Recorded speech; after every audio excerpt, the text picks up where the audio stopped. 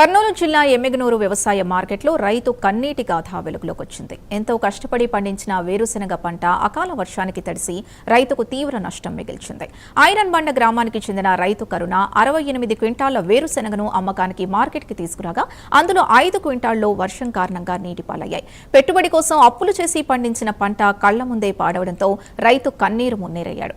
వర్ష సూచనలు ఉన్నప్పటికీ మార్కెట్లో కనీస రక్షణ చర్యలు లేకపోవడం వల్లే నష్టం జరిగిందని రైతు ఆవేదన వ్యక్తం చేస్తున్నాడు. వర్షాకాలంలో రైతులకు టార్పలిన్లు అందుబాటులో ఉంచాలనే నిబంధనలున్నా అధికారులు వ్యాపారులు పట్టించుకోవడం లేదని రైతులు ఆరోపిస్తున్నారు. ప్రభుత్వం వెంటనే స్పందించి నష్టపరిహారం అందించాలని రైతు కరుణ కోరుతున్నాడు. 2 ఎకరాల పొలము బుడ్డలు పండి వేరుశనగ పండించినాను సార్. పండించుకొని కమిటీకి తెచ్చినాను. కమిటీకి వేసుకొచ్చి నేను 68 బస్తాలు వేసుకొచ్చినా సార్.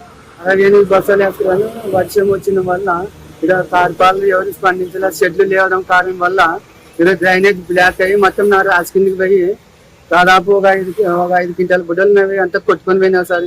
మొత్తం గడ్డకి కొట్టుకొని పోయి అంతా వాన డ్రైనేజ్ అసలు నీళ్లు తక్కువ నీళ్ళు వచ్చినాయి సార్. మొత్తం కొట్టుకొని పోయినవి అని బట్టి ఆశ నష్టం నాకు తార్పాలు ఏమి ఇవ్వలేదు సార్.